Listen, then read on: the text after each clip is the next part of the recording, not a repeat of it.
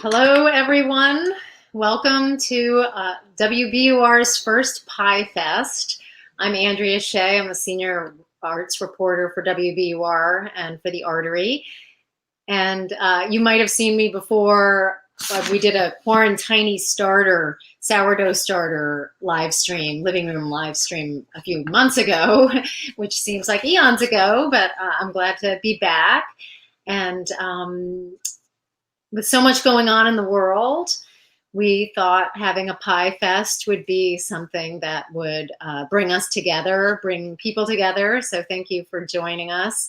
And we're capping it off. Last week we had a number of different things, including I did a story for WBUR about the unifying power of pie, and Elle Simone joined that, and here she is with us. And we also had an online reader recipe roundup, which was really great. So thank you for everyone who contributed. And we have a pie playlist if you want to listen to songs about pie, and also recommendations of places to get great pie around Massachusetts. And now here we are, rounding it out with Elle Simone Scott of America's Test Kitchen. And she is going to be talking about all of her pie thoughts and how to teach us how to make a slab pie, which is something that I had never heard of before. So this is exciting. And Elle Simone is also the first African-American woman to appear as a regular test cook on America's Test Kitchen, and the founder of She Chef, a mentoring and networking organization for women of color in the culinary field. She formed that back in 2013. Hi, Elle. Hey, how you doing? I'm great. How are you? I'm good. I'm ready to talk pie, give pie vibes. Elle, what are pie vibes for you? I think pie vibes. I mean that clip pretty much summed it up. Like putting a pie in a window for cooling, fresh fruit. Warm seasons, fall even. Fall is definitely pie vibe for me. My birthday's in November, and sometimes it falls on Thanksgiving. So sometimes sweet potato pie is my birthday cake. So pie vibes. It could be any time of year, but it's definitely the feeling that you get when you start to think about a pie or make a pie or revisit like an heirloom family pie recipe. That's a pie vibe. Yeah, there's something about, and we had talked about this before as well, just like the emotions that can get opened up from food, but the smells of a pie, just like with music, can just bring you right back to another place, another time, usually something involving perhaps family, right? Definitely. My friend came in last night and was like, "Oh, it smells like Christmas in here," and it was an apple slab pie. So pie is a vibe. It definitely recreates moments and maybe holidays for some people. Pie is always a vibe, always and forever. Right. You had mentioned that it brought you back to the women who had like friendly competitions at church and would have different pies, right, where you grew up. Oh yeah. Like pie was really more part of my eating experience than it was my making experience as a kid. I grew up in church, and we would have dinners after church, and all the women who could bake would make their pies. And Sister Jones had the best apple pie, and everyone wanted to learn how to make it from her. She taught me how to make it one time. Yeah, I actually went to her house and she taught me how to make her pie. Her pie is actually more similar to a slab pie because it's not necessarily in a round pie plate. But I think that's more for volume. She has a big family, so I think she always cooks in larger volume. And so slab pie style pies make perfect sense for people who have bigger households, bigger families, or even large events. They just make perfect sense. Right. So then, who taught you how to make your first pie? Um, let's see. I think probably the first pie I made may have been sweet potato pie with my grandmother, but yeah, I think that was the first pie I really learned how to make, like that I paid attention to and knew that it was happening. And I think the next pie I really learned how to make was pecan pie, but I didn't really realize that there were levels to this pie game until I got to ATK, right? Because they have like several pie crust recipes, and they like improve it over time. You know, like we learn so much about pies across the United States that we realize that there are so many different ways to make pies, just starting with the crust alone, you know. Um, so I think I'm only in the past 5 years really getting into the dynamics of pie. You know, it's more than just a filling, it's more than just a crust. It's kind of like this all encompassing experience that you have to have the right science in each part to make the pie really come together, right? Because no one wants a crust that's going to fall apart. No one wants a filling that's too gelatinous. Like, it's just levels to it, you know? Well, there is a complete art and dedication that it requires to make Oh, a yeah. pie, I think, in a lot of ways. So we're going to just sprinkle in some trivia. So I'm just going to toss out this question. There it is. What ancient civilization baked the first known pies? And, you know, audience members, we'll give you 5 seconds to toss in your answer. And of course, Elle, you're welcome to. This is a tough one, but I don't know. I'm gonna take a guess. I'm gonna say Egyptians. I don't know. Seems like it must be a ancient, very ancient civilization, because pies we're learning are super not new, right? They're super old concepts. Right. Well, you're right. So it was the Egyptians. Yes. They made a honey-filled pastry that resembled modern pies. I guess they saw it in the hieroglyphics in the pharaoh's tombs. Don't quote me on that, but that's what I think is how they kind of surmise that. And then the Romans were the first to publish an actual pie recipe. Wow, I'm gonna lean heavy into my pie vibes because I'm not really good at trivia. So that was a luck of the draw. That was pretty great. Yeah, it was awesome. I wish I had a prize for you. Well, I got pie. Yes, yes. So back to your pie.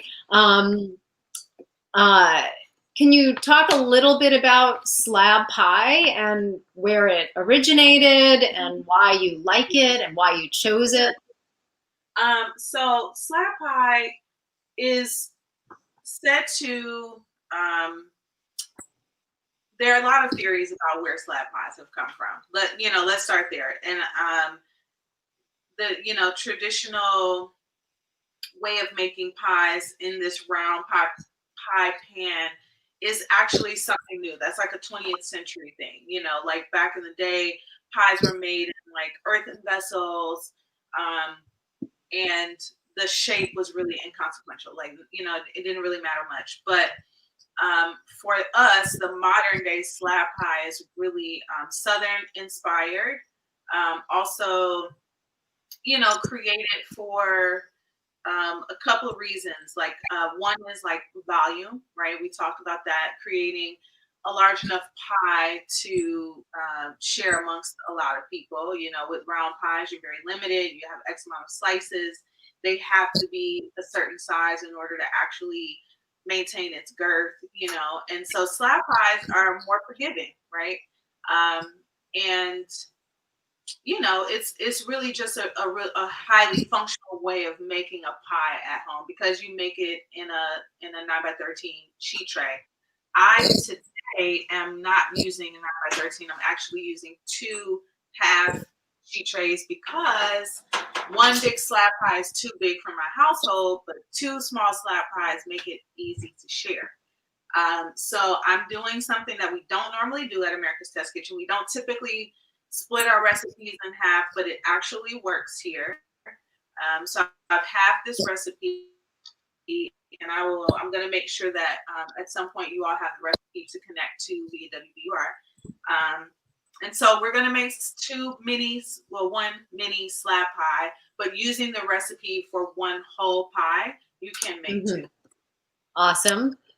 Great. And so before we get to how you make the slab pie, Can we talk a little bit about pie being this like universal? We just talked about its history a little bit. I mean, it was, the Egyptians, Greeks, Romans, on through medieval times and all the way to now.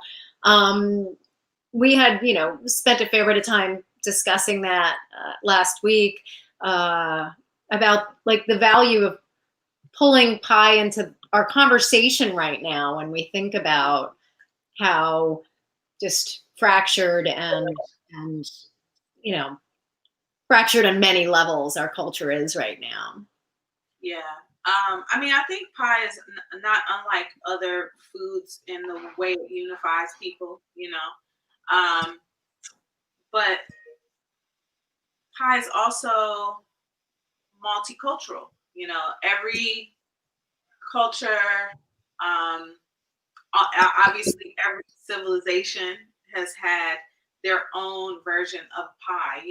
I was recently enjoying the street food series on Netflix, and it's Latin countries, Latin foods, and every single episode, every single country represented had a pie of sorts. A ham pie, meat pies, sweet savory pies, tortilla pies, like an abundance of pies, and our culture, American culture is really no different. We definitely have adopted from our ancestors using fruit as a pie, and I think for us, it was a way that our ancestors used to preserve fruits that they picked in season. And what was the best way to utilize, these preserved vegetable, fruits or vegetables even, we have shepherd's pies, chicken pot pies, like we've swung the pendulum on pies and how we've even adopted from other countries ways to execute pies. How we roll dough, what type of shell we're using. Are we using flour? Are we using corn? I think just pies in and of themselves really give us an opportunity. Like when you type pie into your search engine, like you can almost make any kind of pie. Spinach pie, which is kind of spanakopita. Like it's so cross cultural that the phrase something being as American as apple pie is almost like that's completely inaccurate. Like pie is actually the most universal thing that exists, I think, in the food world. Like everybody makes a pie and everybody does it right. Right. Everybody has their own traditions, and they're like, people hold on tightly to traditions that were passed down through the generations and can Yeah, come from all over the world. yeah, that's so It's true. pretty exciting. Uh, and you had talked about too, like not just kind of understanding how we have pie in common, but then also this window into a bridge into learning and discovering new ways to think about and eat pie. You had talked about a pie I think you ate it somewhere or you read about it that had raisins in it and meat. Oh, yeah, like pasteles, right? That was like, The you pesto. know, Mhm. um, it usually has a ground meat. There's raisins. There's olives. Currants and olives. That like just that combination of like savory but sweet but tart from the olives.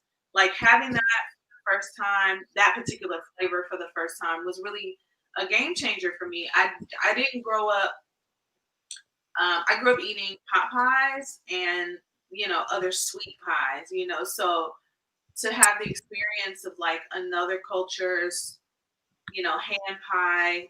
Once I had it, it was just a staple. I lived in New York City for like 9 years, and you could pretty much have the pie of your choice if you were to actually go out into the world and seek it, and once you kind of had some type of like fried dough little pocket thing, you want them all the time. I mean, I don't know about anybody else, but I do. I'm always looking for something like that. A red buzz, pabellones, pastelas, you know, like these things are now like a part of my regular yearnings, all the pies. Awesome. Yeah, I mean, you could really just go on a pie road trip. Oh yeah. Oh yeah. Wouldn't That's the kind of trip I want to go on. If it, point me anywhere on the map and I want to know what kind of pies they make. That's hands down. Yeah, it would be an amazing way to see the country and to talk to people. Like Renee McLeod from Pizza Pies talked about this idea of a pie road tour, Oh um, yeah. where you If could you just, go to Detroit, Sister Pie should be on your list for a world tour. I love them. They have a book out that came out. I think Sister Pie's book came out last year. But they make amazing pies. So in Detroit, if you're there, my hometown, go to Sister Pie. They make lots of pies. excuse me. All right, looks like we have a question. Okay. What is the difference between a one crust pie and a tart? And can you use tart? It's a double question. Can you use a tart crust recipe for pie and vice versa? Okay, so the answer, let me see, which one can I answer first to me?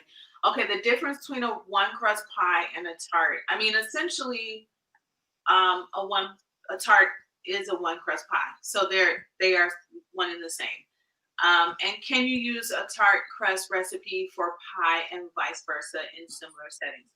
Um, a traditional butter or lard based pie dough can be used very much interchangeably. However, there are some tarts that call for flakier, lighter doughs that are not as dense and they are not necessarily good for pies, right? Tarts also tend to have lighter fillings, right? Tarts are usually um, fruit. Sometimes there's cheese involved, which acts more of a binder for that flaky, tender crust. Um, and so, because it has either a binding agent on the inside or a fruit that is basically baked off, and you're relying on its natural juices to become the filling of the tart, you don't have so much to contend with. If you're making a pie, pies usually have more heavy, dense fillings like fruit, which don't necessarily do too well with very flaky tender doughs. You need something with a little bit more girth. So I would say if the tart dough recipe seems more similar to a pie crust, you could probably feel free to use that dough interchangeably in an actual pie. If you feel that this dough is definitely more butter,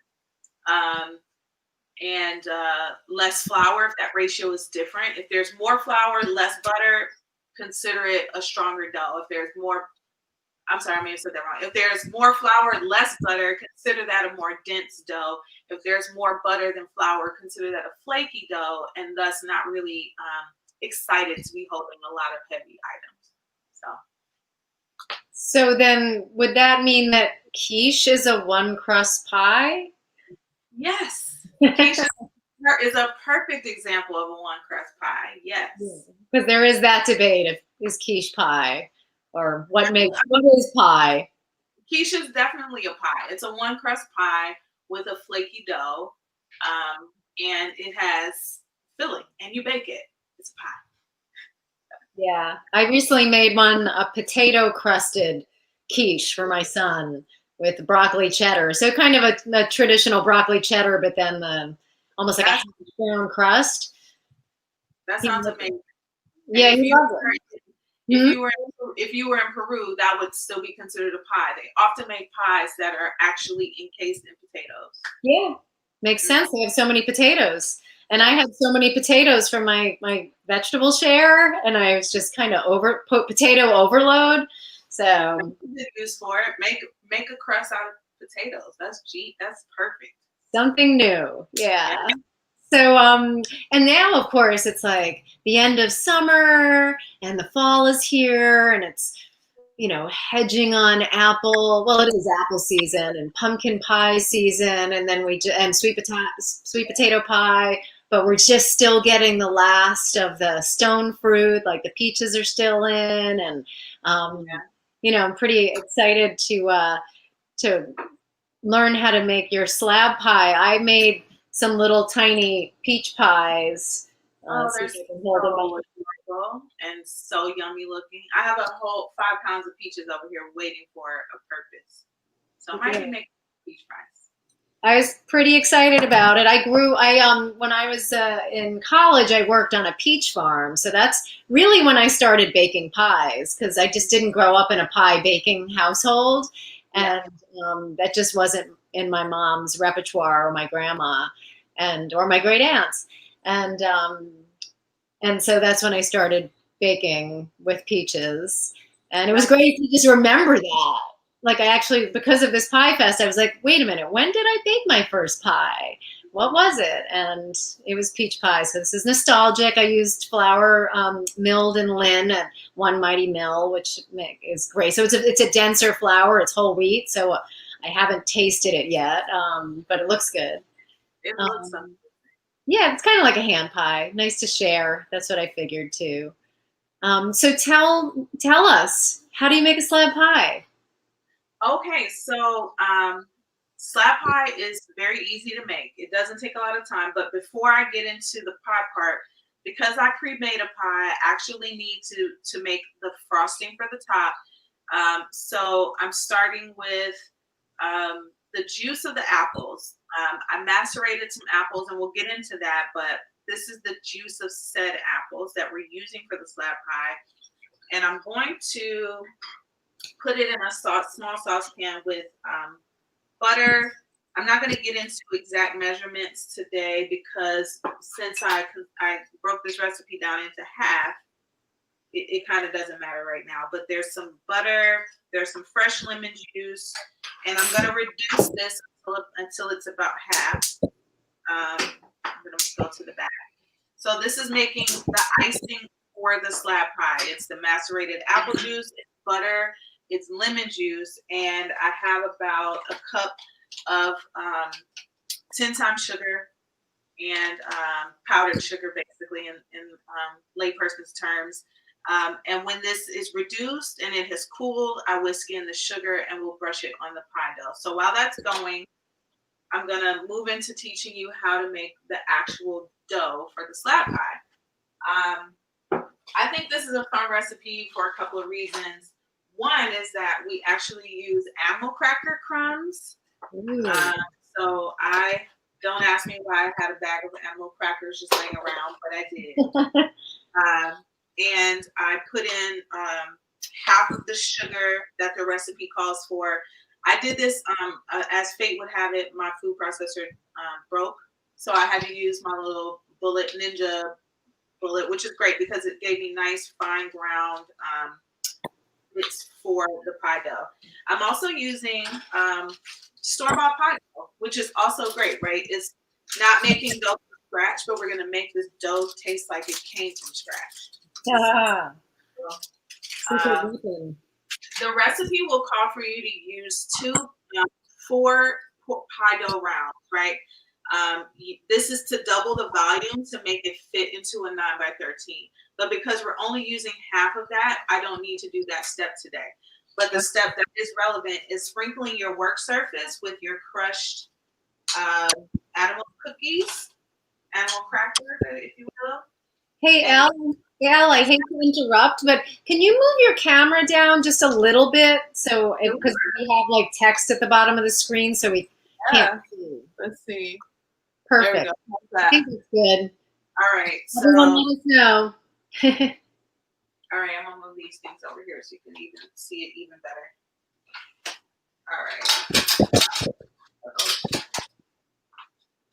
All right, so I'm taking this pie dough. I have cracker crumbs on my work surface, and I'm just putting it on top. I'm gonna roll these cracker crumbs into my pie dough. It makes an amazing texture.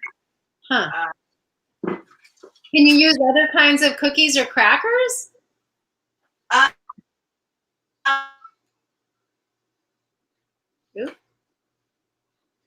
Crust, anything that crumbs up pretty well. All right, I'm also Watching this reduce a little. All right, so I'm just rolling it out. It is challenging getting round pie doughs to fit into square pans, but I'm challenging you to do your best. The other thing about slab pies that I really love is that they just don't have to be perfect, you know? They're kind of a rustic pie, if you will. And I love that, you know. I am not one for perfect dimensions. That's not really my thing, you know. I don't. Yeah.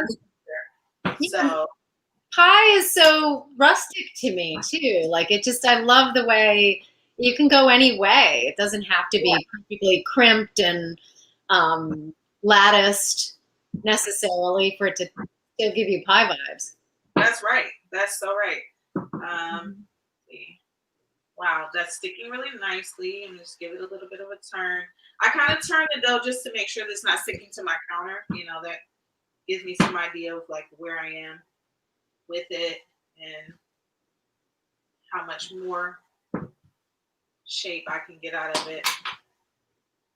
All right. I like your pink rolling pin. Thank you. It's my breast cancer awareness rolling pin. And although it's September and that's ovarian cancer awareness month, I do keep my handy pink rolling pin nearby. So I have my half sheet tray ready. I'm going to spray it with a little spray like so. And rolling the dough. This is just a safe way to make sure your dough gets where you need it to go. Kind of draping it over the rolling pin and rolling it down in that pan like so. So while it's not like the most perfect fit as far as I'm concerned, as long as you kind of cover the bottom of the surface, you're kind of good to go, right? Mm-hmm. We're going to trim edges anyway, so like don't worry about too much overhang. I do like to kind of even it out a little bit. We're going to do a lot of tucking, so it's fine. Right? This is going in the refrigerator. And before I go into the top layer of the crust, this is, we in total, the slab pie calls for 16 apples. A lot of apples. Some Granny Smiths and some Golden Delicious. I have 8 in here. I have 8 in the other. And I poured sugar, about a cup of sugar and some salt in this colander over the apples. This juice that I just made, I used to make our sauce, is collecting in the bottom of this bowl, right? Okay. So we have that. I'm going to save it for pie number 2. I'm going to roll out the second dough first, but I just kind of want to get you up to speed on what's happening with apples. Great, thank you. So while you're rolling that, we have a question. Awesome. And the question is, I have heard that brushing the inside of the pie crust with an egg wash will help keep the bottom from getting soggy. Does this actually make a difference? It does make a difference. And in this recipe, we're actually going to brush the inside of the pie crust with melted butter. So that, you know, that adding of a liquid to the bottom of the pie crust actually does a great amount of work. I would recommend butter just because flavor, right? But I'm using unsalted butter, so it doesn't make it too salty. But yes, that is very true. You're absolutely right. So then is the same principle for the top of the pie? Like I brushed my little mini peach pies with milk. So the top principle is a little different. I think the top principle is more for aesthetic, right? It's more wanting, I'm sorry, I had a little pop up here. Sorry about that. It's more wanting that beautiful brown, brownness or golden gloss on top of your pie though. That's definitely mostly for aesthetics. That's really good to know. All right. Okay. All right, so the top crust is ready. Excellent. Yeah. What kind of apples are in your slab pie? The apples I'm using today are Granny Smith and Honey Crisp. I like those combinations because it's a perfect balance of sweet and tart. I like a little mix of it all. So, and sometimes people mix apples for texture too, right? Like a firmer apple with one that breaks down a little more. Absolutely. Absolutely. I mean, I don't like my apples to be too mushy. So I don't know if you can see, but I'm transferring the juice to another little bowl, putting the apples back into the larger bowl. How small do you cut your apples? I just cut them thin. I didn't really have a particular size in mind. I don't think they should be more than an inch. You know, I think, again, because we're talking about apple pies and how you can really do what you want, you know, it's kind of like the world is yours. But they're pretty thin, as you can see. Yeah. Oh, yeah. So like a quarter inch? Yeah. So I'm adding some instant tapioca to this. This kind of helps us get that, adding a little kind of like texture to our sauce, the maceration that happens during cooking, but not too gelatinous, like if we were to add some type of artificial filler, right? Right, or like pectin, or like, yeah, what are the other things that people use? You can use a little flour, you can use cornstarch. Cornstarch can be a little gritty. Sometimes I find pectin can get slimy if it's cooked too long. You know, it doesn't really give what you love. But I think that the tapioca is like a perfect, like natural type of thickener that actually tastes good, right? It's also just delicious. I'm adding a little lemon juice to this and cinnamon. Now, can you add too much lemon juice? I know no one would go crazy, but like, you know, like I feel like just like a half a lemon, or do you measure, or do you? I definitely measure. Like, I don't think that, especially in this particular recipe, because we're using Granny Smith apples, which already have its own tartness, you don't really need a lot, you know. And, you know, lemon is acidic, and you think about how acid breaks things down, you know, and the fruit is already being broken down by the heat in the oven. You know, you don't need anything to do too much work, right? So in this particular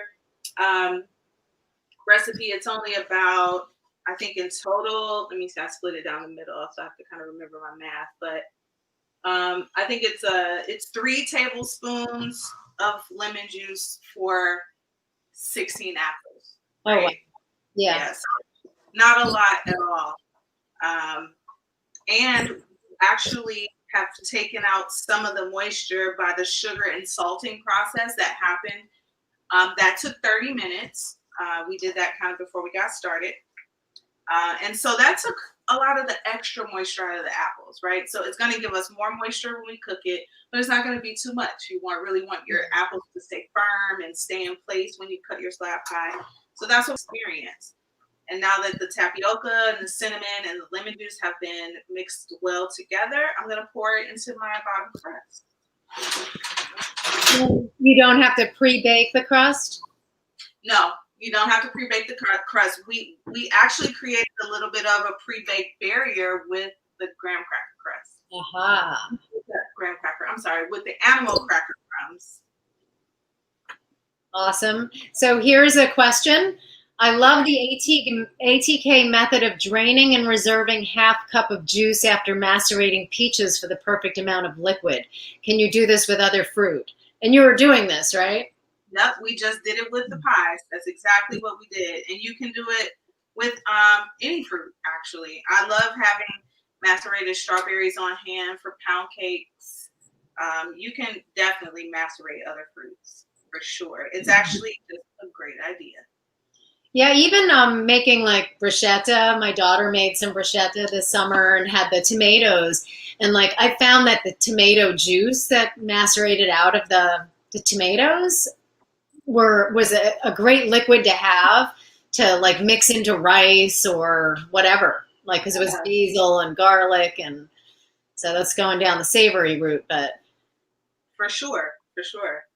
I mean, I think anytime you're working with, I mean, technically tomatoes are fruit, but anytime you're working with something that is juicy, like a lot of people like to like get rid of it. They're turned off by, you know, having too much liquid in food, but like so it's worth saving, it's worth using, you know, like that's usually like the real meat of the matter, if you will. You know, the fruit juice is the flavor, you know, it's the flavor. Right. All right, so I have the pie nice and filled, a little overhang. I'm gonna brush. So you know the butter definitely gets brushed on the inside of the crust on the bottom. We talked about that. I want to make sure I didn't miss that. And then I'm gonna just brush the edge. This is kind of where we get super traditional, brushing the edge with a little bit of water because we're about to seal the top part onto the bottom parts. And I'm just kind of brushing where the edge of the pan meets. And a little further out because I'm not really sure how far out I'm going to go with it. I'd rather give myself more room with dough than not. Right. All right, here's another question. Okay. My crimped pie edges completely flatten out during baking. During baking. How can I prevent this from happening? So pie crimping is definitely a science that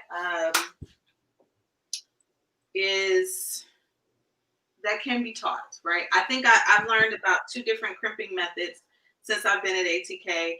I think keeping it from flattening has a lot to do with the shaping that you do in the beginning. And when you use something like water or egg wash as a binder to seal your dough, it also is the thing that's going to keep it in shape.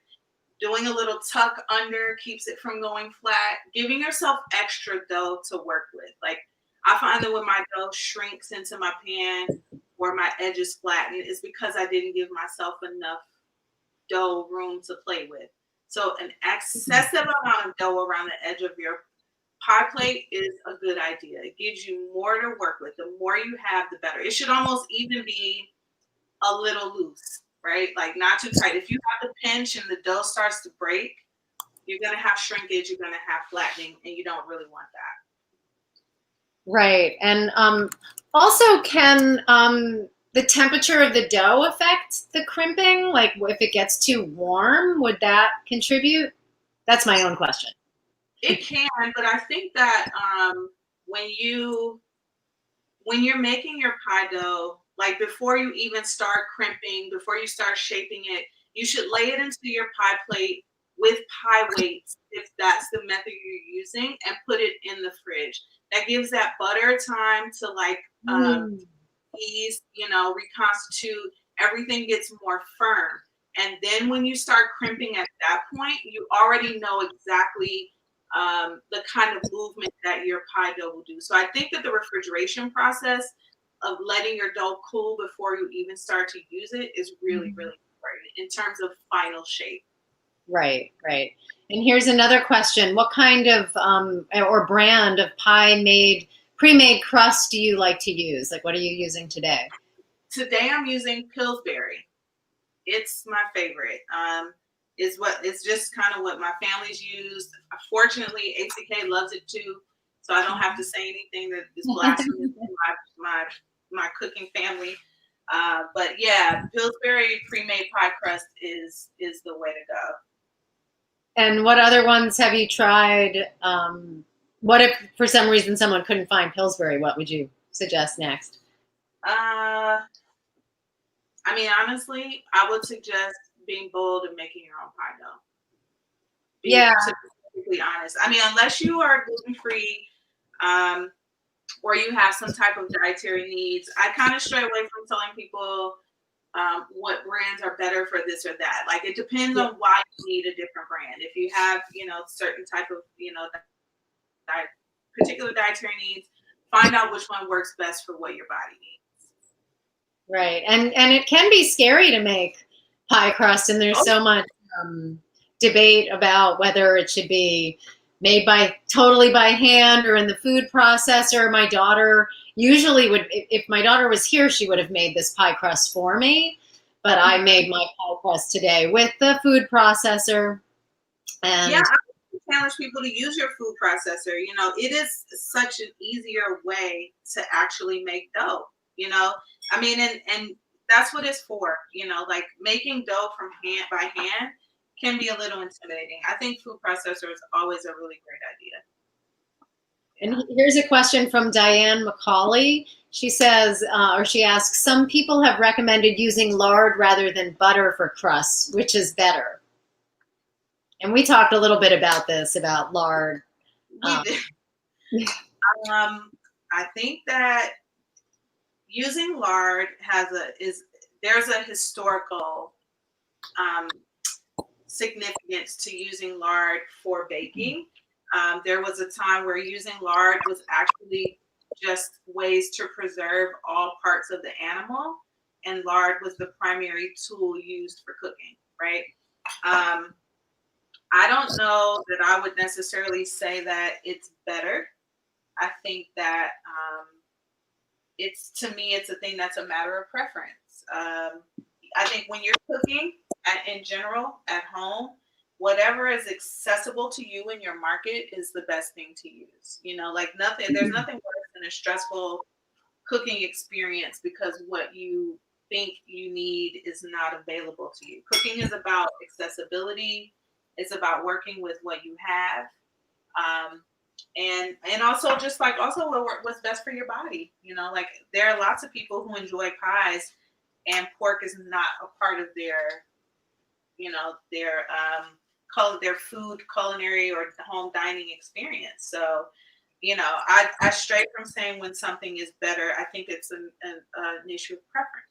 You know? Right, and people could try each different kind, I guess, and decide on taste and accessibility. That's right. Elle, can you move back just a little bit? Once again, okay, there we go. So right, can we see it a little closer? Yeah. So I've brushed the insides of this pie with water. Can you see here along the edges? Yeah. I've trimmed a little so that I can be successful in folding my edges under. I literally just folded it under like an envelope, like with a tuck, because I am going to crimp it with my fork, right? So pinch, you know, little pinch here to make sure that it's safe in there. We have a nice slab pie. It's ready and working. So it was so simple that I did it in the time that we were talking, and I did not fuss with myself about perfection. Yeah, I mean, it's time consuming to cut all the apples, peel and cut the apples, but otherwise, that's the most difficult part of the recipe, really, you know, because you don't need it to be absolutely perfect. Let me see. So here's my pie crimp. I'm gonna come a little closer. You can see here I've crimped up top, and I'm just taking the fork and kind of using the edge of my pan for leverage. Crimping. This is like the most comforting part. Crimping to the side is a little nerve-wracking, you know, because the square is not all the way flush to the edge. When you do your large slab pie, though, they go from corner to corner. This is why we don't have recipes at ATK. This is exactly why. But, you know, I have to do what makes sense for my household. So I'm crimping all the edges. And then, finally, I'm going to put some holes in the top about 2 inches apart for venting. I do a few rows. I want to say maybe I do like 4 or 5 rows of just like good ventilation system for our slab pie, if you will. And I'll show you. Pretty small, but I think you can see. Yeah. And my oven is preheated to 350 degrees, and there's a middle rack. I'm going to use my middle rack position. And this pie is actually ready to go in.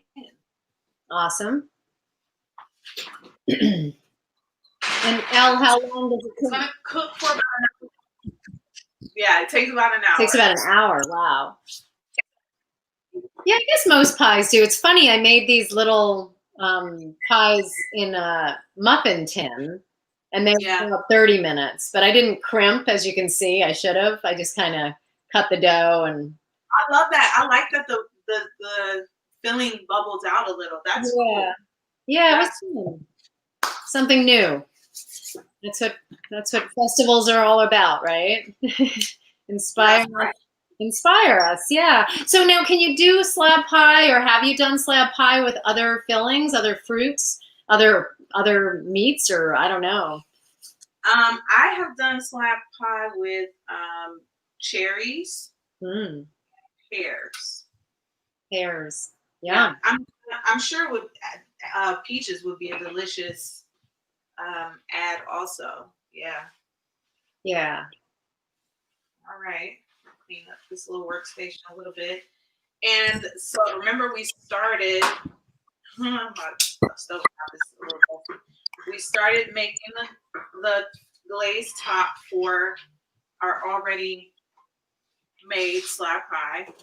It is cooled. It not only is it cool, but it reduced by about half.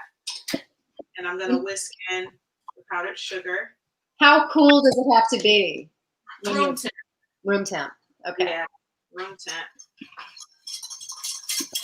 And have you ever had any slab pie, fiascos? I have had less slab. I've had less pie fiascos with slab pie than I have had with any other pie.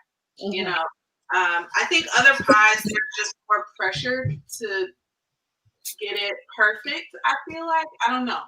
That might all be in my head, but because slab pies just don't have to be so absolutely perfect, that they just come out right every time.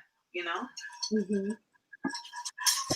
That's good. Well, I think we're going to have a trivia question while you're whisking. Awesome. Let's see. Here comes. Why were early pie crusts called coffins in 12th century England? That's pretty easy. That's kind of self-explanatory, I think. Maybe. No. What's your answer? I think slab pies were used. I think pie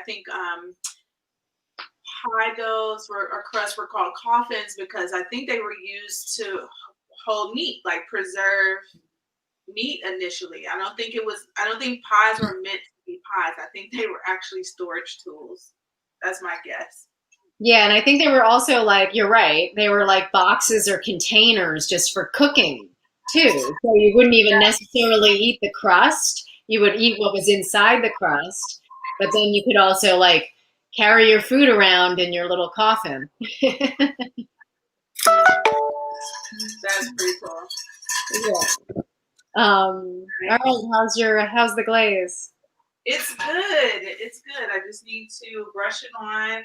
My pie is not really super warm anymore, even though I did put it in the oven. This is something that you would kind of brush on while the pie is still warm. Not hot, but definitely warm so that the sugar can kind of get a little firm. But it looks and smells amazing.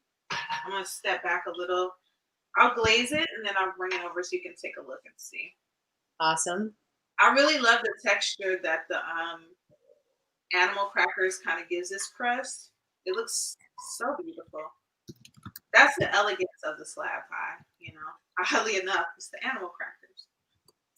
Yeah, I love that. Here's a question. Elle, do you have suggestions for getting creative with pie crust flavor? I'm getting a little bored with plain butter crusts. I definitely love the idea, and I've kind of been seeing this happening around the web. People using herbs into their doughs, rolling thyme into it, rosemary, or even if you feel brave, making herb butters to use in your butter dough. You can do it that way also if you really want to put that flavor into it. You can make herb butters and use that to make your dough. You could even use other spices You know, if you're making savory pies, you could use cumin or, you know, sky's the limit actually with pie doughs. You can get super creative with it using herbs and Wow, spices. I love that idea. Ooh, Can you see yeah, it looks beautiful. that? Very shiny. I love that idea of the herb crusts. You know, I think that that's really great. And then I guess you can use other things like cookies or potatoes or Yeah, for sure. I mean, you could probably, I'm pretty sure you could add a little graham cracker. You could maybe use cheese crackers. You know, you can grind it up. Like the sky's the limit. I would love to have like an apple pie that might have had like cheese cracker that would and be amazing. you know, infused with it to give it like that apple cheese, maybe Cheese brie. it. Yeah, yeah, A cheese it absolutely. cracker crust. That would be awesome. Yeah, it would be pretty tasty. So yeah, so I mean, there's just something. Oh, I'm gonna. There's a question. I'll ask that. How do you store pie? Room temp, fridge, covered, uncovered? Which is a great question. Once the pie is cooled, you can, an uncut, cooled, cooked pie should go in the fridge. Um, and if you cut it, I think that you should cover at least the cut open surface with plastic wrap, you know, to preserve the integrity of your filling. But definitely, fruit pie should be refrigerated. You should definitely be storing pies in the refrigerator. It is cooked food that needs to remain at safe temperatures at all times. Which is interesting to think like back. This is also what I learned from Paula Marcoux, the food historian that I interviewed for this story, who knows a ton about 19th century pie and beyond the 19th century, but that's her focus, like period pie. And, you know, there was a time like people would just have pie lying in their pantries so that anytime like a visitor came over, she shared a story about like Thoreau getting a horrible pie somewhere and maybe Mark Twain, I don't remember if it was Mark Twain, but that people did not refrigerate pie commonly when refrigerators weren't around. Yeah, but there were also different like methods of like storing and curing then that we're not around now. We're, you know, I think we're just, you know, we've become so much more sophisticated, if you will, because we have access to all Fresh. types of tools and things, you know. But when you didn't, for instance, the lard, you know, people weren't necessarily saying we're going to use this lard for cooking. Lard was a way of preserving meat. You could, you know, like the lard would form an encasing around the meat, and then you could, you know, put it in any extreme temperature to create like a preservation method. You know, so like were they intending to cook with lard? No, but it was already on the meat, and so that was pretty much how the process went. You know, so yeah. Ah, well, gosh, we only have 5 minutes left. We can do one more trivia question and then a trivia question from the audience. I think that sounds like That's a good not plan. Let's do it. All right, great. Here we go. Why do some people believe cobbler is not a pie? And I believe that you, Elle, are in the camp that cobbler is pie. Yes, I am. Team anything with a crust on the bottom is pie. But I realize, and we talk about this, that some people don't put a crust on the bottom of their cobbler. You know, some people feel if there's only a crust on top or some type of bread starch thing on top, that is the difference between a pie and a cobbler. But I feel like if you bake it, if you put a dough bottom on it, it is a pie. So perhaps that's regional, but I do believe the cobbler is pie. Right. And I don't know why people believe otherwise, but they do. And the answer is because pies are encased in pastry, encased, Yeah. while cobblers have no bottom crust. Yeah. So you know your cobbler debate, and you said that that you and your teammates at America's Test Kitchen have debated this. Yeah, we do. But I think we all agreed that once you kind of cross the line of putting a dough on the bottom of cobbler, that is the thing that makes it a pie. Right, right. Yeah. And Susan Keene, one of our audience members, is hoping you will show how to cut and serve the pie.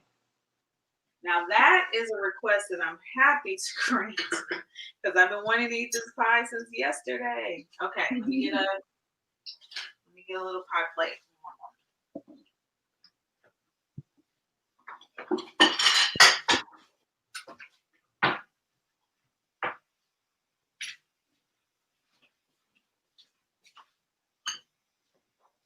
All right, so I'm gonna cut the pie. I'm just gonna cut a square out, but ideally you would cut first vertically and then horizontally. And this, I'm gonna do that. I'm just gonna cut across because I'm pretty sure there are other people in the house who want this pie. And it seems like a pretty impressive, I don't want to use the word impressive, but like bring that into a party or a dinner or family event. And oh yeah, big delicious block of pie. I love it. All right, just gonna use a little spatula. Get under here, get under the bottom.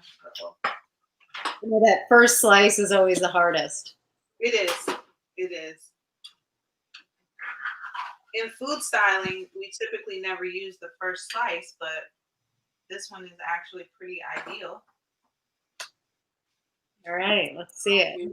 Oh yeah, lovely. A nice corner piece. Mm-hmm. It looks delicious. Thank you. Now, do you serve it with whipped cream or ice cream, or what do you usually do? If it lasts that long, yeah. Okay. I prefer ice cream. All right, well, Elle, this was incredible. It's we've got 1 minute left, so I want to thank you for taking the time to share this. This is awesome. I can't wait to try making a slab pie, and I'm sure many of our audience members are really excited. It's something new for me, which is always a good thing. And everybody, please keep your pie vibes flowing. Like, send us your recipes. Like, we'll keep, we want to keep thinking about pie, especially with, October, November, December just seems like the pie onslaught.